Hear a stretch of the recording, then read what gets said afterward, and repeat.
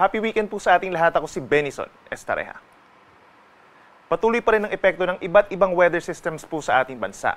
Una na dyan ay ang pag-ihip pa rin ng northeast monsoon or amihan sa may extreme northern Luzon.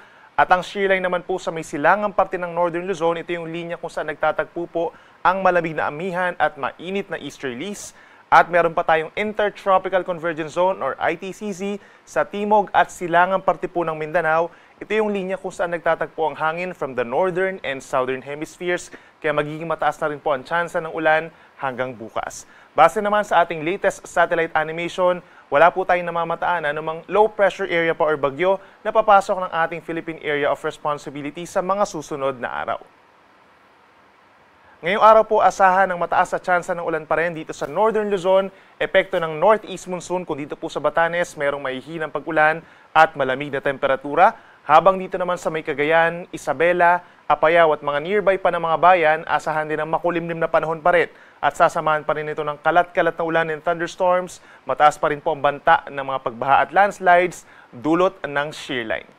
Sa natitirang bahagi naman ng Luzon, asahan pa rin ang bahagyang maulap at minsan maulap na kalangitan na sinasamahan pa rin po ng mataas na tsansa ng ulan kung dito sa may eastern side of Luzon, particularly sa paligid ng Sierra Madre, dito po sa may Aurora at sa may Quezon, sa may paligid ng Banahaw, at maging dito rin po sa may Bicol region, pagsapit ng hapon yan hanggang gabi. Habang sa Metro Manila at mga kalapit na lugar, may mga areas pa rin po, may mga times pa rin na makulimlim ang panahon, lalo na sa tanghali at sa hapon.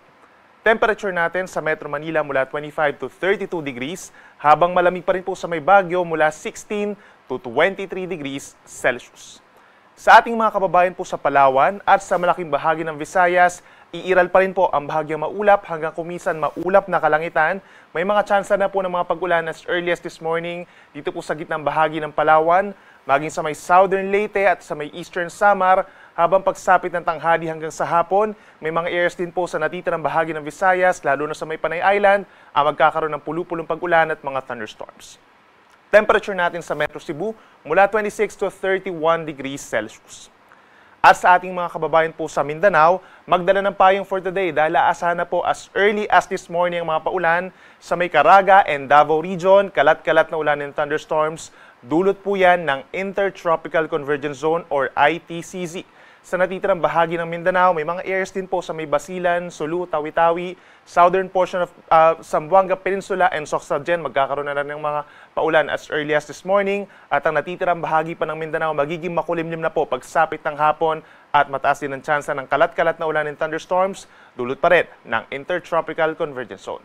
Temperature natin sa may Metro Davao hanggang 32 degrees, habang pinakamainit pa rin sa may Zamboanga City and Cotabato hanggang 33 degrees Celsius. For today, asahan pa rin po ang maalon na karagatan dito po sa may baybayin sa may Northern Luzon. Epekto pa rin po yan ng northeast monsoon or hanging amihan.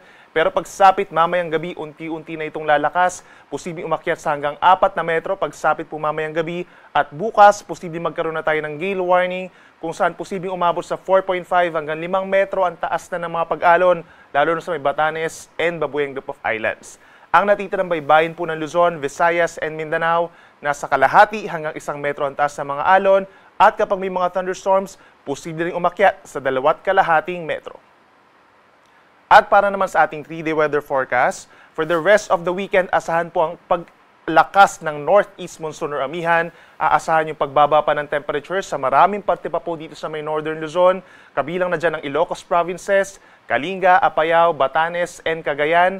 Dulot nga po yan ng amihan, habang ang shear line o yung banggaan ng mainit at malamig na hangin ay iiral pa rin po dito sa may Isabela, down to Aurora, Quezon, and dito rin sa may Bicol region. Banggaan po yan ng mainit at malamig na hangin. Pero aasahan din po yung mga kalat-kalat na mga pag-ulan at mga thunderstorms. Make sure na meron tayong dalang payong kung lalabas ng bahay. Habang ang malaking bahagi po ng Mindanao at dito rin sa may Eastern Visayas, nananatili pa rin ang epekto ng Intertropical Convergence Zone by tomorrow. Make sure po na meron tayong dalang payong at lagi magantabay na sa mga advisories and heavy rainfall warnings po ng Pag-asa. Pagsapit naman ng Monday and Tuesday, that's December 9 and December 10 po, asahan din ang mataas na tsansa na panampagulan dito po sa may Central Luzon, Southern Luzon and Visayas dahil dun sa pag-akyat ng shear line o yung banggaan nga po ng mainit at malamig na hangin, at aasahan pa rin ang malakas na northeast monsoon or amihan dito sa may Northern Luzon. Nandyan pa rin po yung mahina hanggang katamtamang mga pagulan at makulimlim na panahon na sinasamahan ng mababang temperatures. Make sure po dito sa ating mga kababayan sa may Aurora, Quezon Province, make sure na meron tayong dalang pananggalang sa ulan at mag-ingat din po sa banta ng baha. Dito rin sa may Bicol Region, Eastern Visayas, pinakamatataas po ang tsansa ng ulan, habang magkakaroon din ng mataas sa tsansa ng ulan for the rest of Central, Southern Luzon and Visayas sa susunod pa na 2 araw. Sunrise po natin ay 6:09 in the morning at ang sunset ay 5:27 ng hapon. Yan muna ang latest mula dito sa Weather Forecasting Center ng Pag-asa. Ako muli si Benison Estareja na nagsasabing sa anumang panahon, Pag-asa, magandang solusyon.